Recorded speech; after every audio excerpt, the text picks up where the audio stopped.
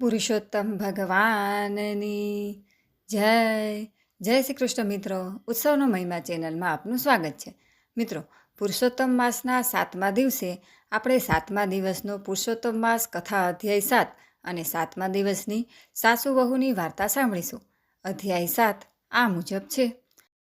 નૈમિષારણ્યમાં એકાગ્રચિત્તે કથા શ્રવણ કરતા ઋષિઓ સામે જોઈને સૂત પુરાણી કહેવા લાગ્યા, હે ઋષિઓ, વૈકુંઠાધિપતિના શ્રીમુખેથી અધિક માસની વ્યથા સાંભળીને ભગવાન શ્રી કૃષ્ણ દયાની વૃષ્ટિ કરતા બોલ્યા, હે વિષ્ણુ, આ દુઃખી જીવનું કષ્ટ નિવારવા તમે જે શ્રમ લીધો છે તેનાથી ત્રિલોકમાં તમારું યશ વધશે.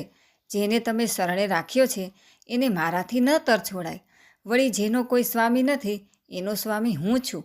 હું જ સૂર્ય છું, હું જ ચંદ્ર છું, હું જ અનાથનો નાથ છું. મારું નામ પુરુષોત્તમ છે. અત્યંત દુઃખી એવા આ અધિક માસને હું મારા નામ સહિત મારા તમામ ગુણોનું દાન કરું છું. આજથી આ મળ માસ પુરુષોત્તમ માસ તરીકે જગતભરમાં ઓળખાશે. વળી આ 12 મહિનાઓથી વધુ પવિત્ર, તેજસ્વી, કીર્તિવંત અને શ્રેષ્ઠ બનશે. આ માસમાં જપ, તપ, વ્રત, કથા, દાન, તીર્થ કરનાર જીવ ધન સંપત્તિ અને મુક્તિને પામશે. જોકે મારી કૃપા વડે પવિત્ર બનેલા આ માસની જે કોઈ યથાવિધિ ભાવ શ્રદ્ધાથી પૂજા કરશે તેના સઘળા પાપોનો ક્ષય થશે. હે વિષ્ણુ, યોગીજનો સંયમ કેળવી ચોમાસામાં વૃષ્ટિ, શિયાળામાં ઠંડી અને ઉનાળામાં ગરમી સહન કરીને સતત મારા નામનું સ્મરણ કરે છે, છતાં તેઓને મારા ધામની પ્રાપ્તિ થતી નથી.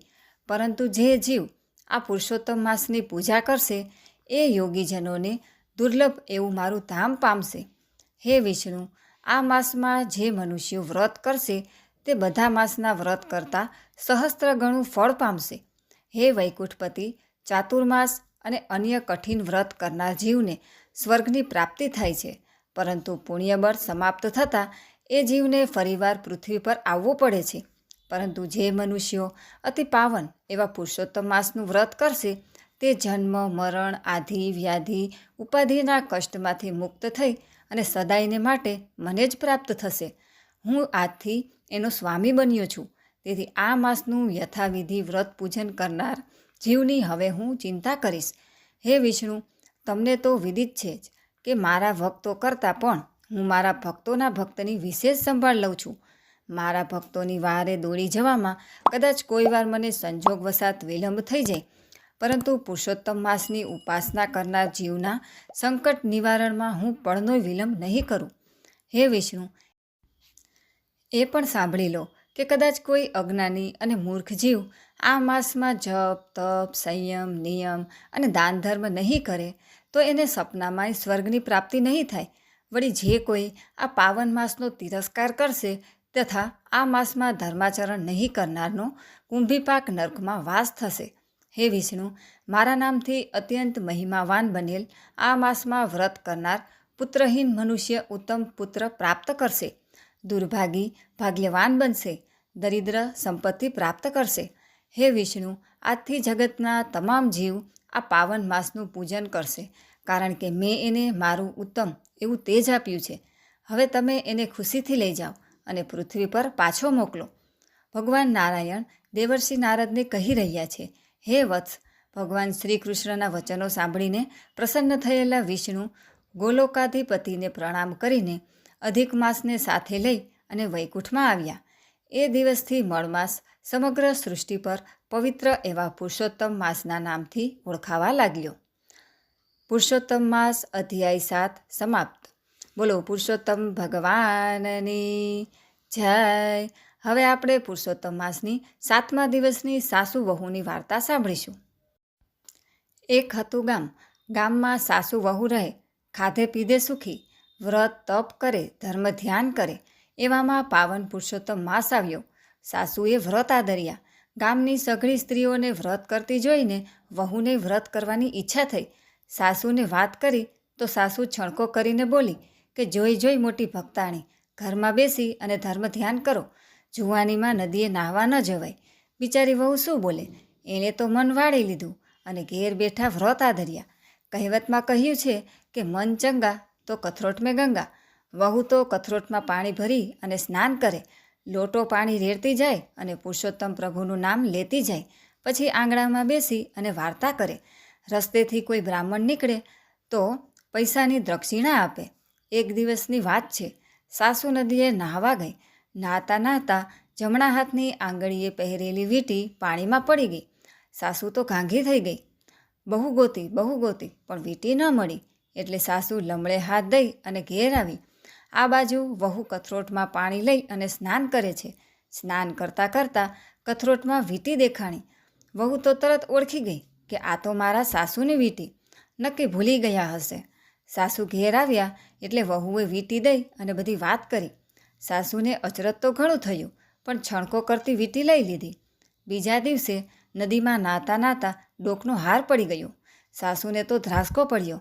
કથા વાર્તા સાંભળવાનું પડતું મેલીને સાસુ તો હાર શોધવા લાગી. પણ મસાળે ગયેલા મળદા જેમ પાછા ન આવે તેમ પાણીમાં પડેલો હાર ન મળ્યો. સાસુ તો ભાગ્યાને ભાંડતી ભાંડતી આવી ઘેર. ઘરમાં પગ મૂકતા જ વહુએ હાર સાસુના હાથમાં આપતા કહ્યું કે માજી, આ મને કથરોટમાંથી મળ્યો. હવે સાસુની આંખો ચાર થઈ. આવું ચડિતર તો ન જોયું ન જાણ્યું. વસ્તુ નદીમાં ખોવાય અને નીકળે કથરોટમાં. નક્કી આ વહુ ચૂડેલ છે, મેલી વિદ્યાની જાણકાર છે. સાસુના ગભરાટનો પાર ન રહ્યો. ચૂડેલનો શો ભરોસો? ભૂખી થાય તો ગળે બેસી અને લોહી પીવે. કાલે છૈયા છોકરા થશે, ચૂડેલ વહુ ભરખી જશે તો વંશવેલો નહીં રહે. સાસુ પાણી પહેલાં પાળ બાંધવાના મનસૂબા ઘડવા લાગી. એ તો ગઈ રાજા પાસે. જઈને વાત કરી કે મારા છોકરાની વહુ ચૂડેલ છે, માન્યામાં ન આવે એવા ચડિતર કરે છે. ભૂરાટી થશે તો આખા ગામને ભરખી જશે, માટે એને સૂડીએ ચડાવી દો. રાજા ઘણો ભલો અને દયાળુ હતો. એ બોલ્યો કે માજી, મારે પુરુષોત્તમ વ્રત છે. આ પવિત્ર માસમાં મારાથી કોઈની હત્યા ન થાય, માટે આ મહિનો પૂરો થવા દો. ઉજવણું થઈ જાય પછી એ ચૂડેલનું ડોકું ધડથી જુદું કરીશ. સાસુ તો ઘેર આવી. મહિનો પૂરો થયા પછી રાજાએ યજ્ઞ કર્યો. 1008 વરુણનો તર્યા. આખું ગામ યજ્ઞના દર્શને આવ્યું. વહુ બોલી કે સાસુ, હું આવું. યજ્ઞના દર્શન થાય તો ભવ પાર થાય. ત્યારે સાસુ છણકો કરતાં બોલી કે બેસ બેસ ચૂડેલ. વહુને તો રડવું આવી ગયું. સાસુના ગયા પછી વહુ પણ છાનીમાની યજ્ઞના દર્શન કરવા આવી અને સંતાઈને દર્શન કરવા લાગી. પૂર્ણાહિતિના સમયે યજ્ઞમાં શ્રીફળ હોમતા જ પુરુષોત્તમરાય પ્રગટ થયા અને છેવાટે ઊભેલી વહુને પાસે બોલાવી અને આશીર્વાદ દીધા. પછી હાથ જોડી અને ઊભેલા રાજાને કહ્યું કે હે રાજા, આખા ગામમાં સાચા ભાવથી મારું વ્રત એકમાત્ર આ સ્ત્રીએ જ કર્યું છે. માત્ર એને દર્શન દેવા માટે જ હું પ્રગટ થયો છું. વહુને આશીર્વાદ આપીને પ્રભુ અંતર્ધ્યાન થયા. રાજા અને ગામના લોકો વહુના પગમાં પડી ગયા. રાજાએ વહુને અડધું રાજ આપ્યું. સાસુના પસ્તાવાનો પાર ન રહ્યો, પણ વહુએ સાસુને માફી આપી. આખી જિંદગી સુખ સમૃદ્ધિ ભોગવી અને અંતકાળે વહુ પોતાના પતિ સાથે વૈકુંઠમાં ગઈ. હે પુરુષોત્તમ પ્રભુ, તમે જેવા ભોળી વહુને ફળ્યા એવા સૌને ફળજો. તો મિત્રો, આજે આપણે અધિક શ્રાવણ સુદ સાતમનો 7મો અધ્યાય અને 7મા દિવસની સાસુ વહુની વાર્તા સાંભળી. આશા કરું છું વિડીયો પસંદ આવ્યો હશે. વિડીયો પસંદ આવે તો લાઇક તથા મિત્રો સાથે જરૂરથી શેર કરજો.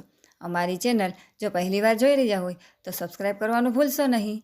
સર્વે ભક્તોને મારા જય શ્રી કૃષ્ણ.